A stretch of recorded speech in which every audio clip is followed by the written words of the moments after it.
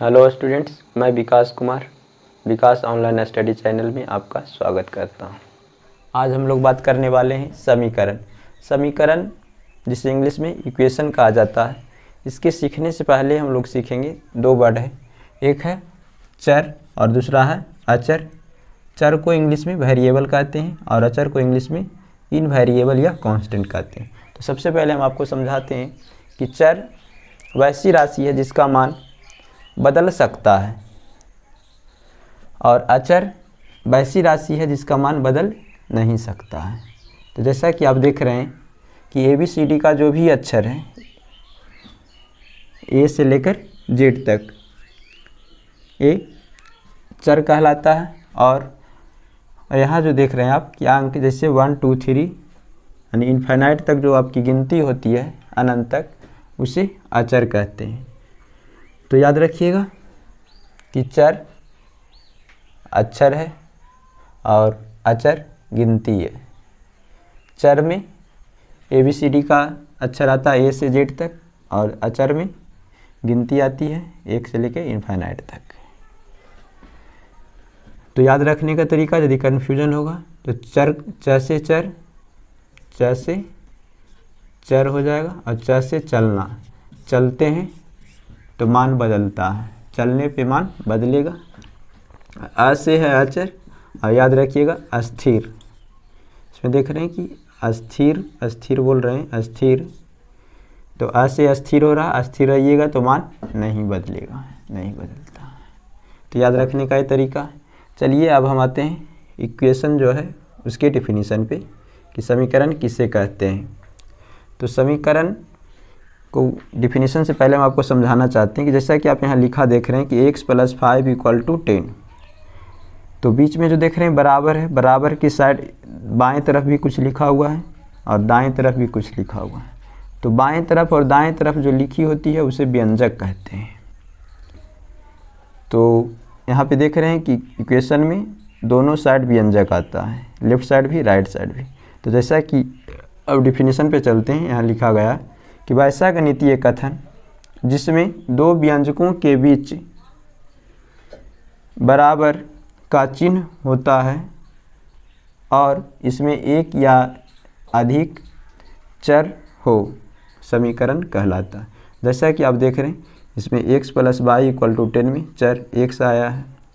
जैसा कि नीचे फिर लिखा गया है 2y = 8 में, इसमें भी एक चर आया। देख रहे हैं कि इधर एक व्यंजक 8 है और दूसरा व्यंजक इधर 2y है, बीच में =2 है, बराबर है।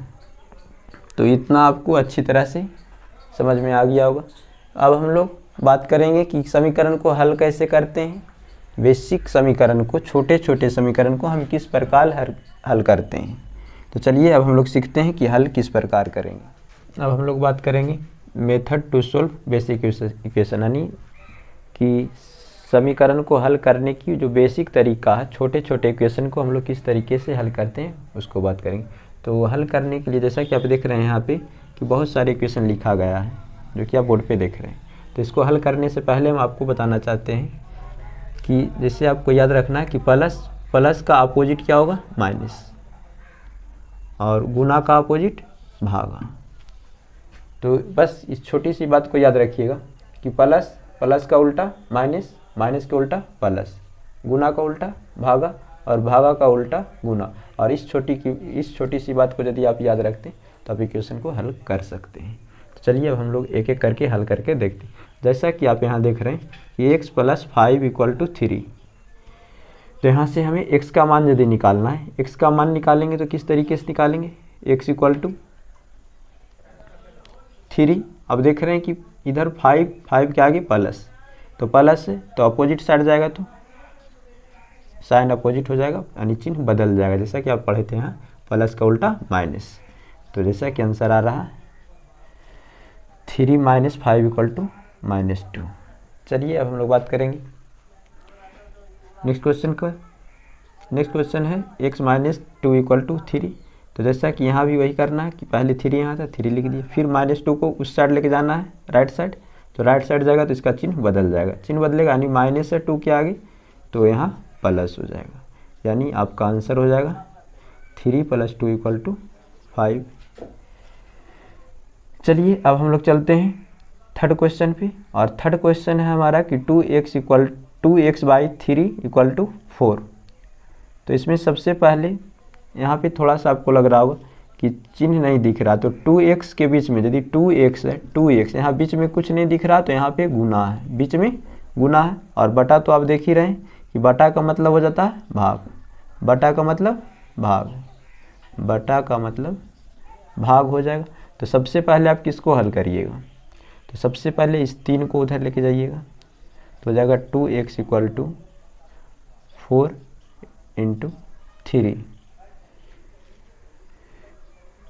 तो 2x = 12, x = यहाँ देख रहे हैं कि अभी बताए थे कि 2x के बीच में कुछ नहीं तो गुना, और गुना जब उधर जाएगा तो भागा में यानी बटा के नीचे आ जाएगा, यानी कि 6 आ जाएगा।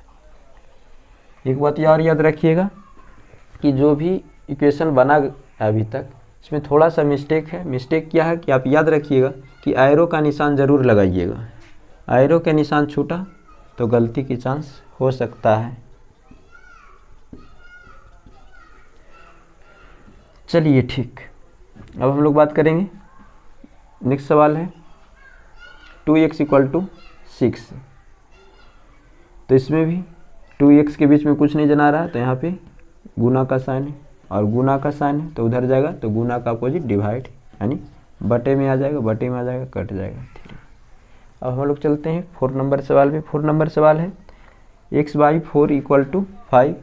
तो देख रहे हैं कि x के साथ 4 जो है भागा में है, तो भागा में है तो x बराबर हो जाएगा 4, 5 के साइड जाएगा तो हो जाएगा गुने में, तो x = 20। वैसा ही इसमें x / 4, सबसे पहले 5 को उधर करना है, 5 को उधर करते हैं तो आता है 8, अब माइनस में है 5 तो प्लस में हो जाएगा, तो x / 4 = 13। तो यहाँ से x = अब देख रहे हैं कि 4 डिवाइड में है, भाग में है, तो उधर जाएगा तो 13 × 4 हो जाएगा, यानी 13 × 4 = 52 हो जाएगा। और एरो का निशान ज़रूर लगाइएगा, भूलिएगा मत, भूलिएगा तो सवाल गलत हो जाएगा। चलिए, तो यहाँ तक पूरा हुआ।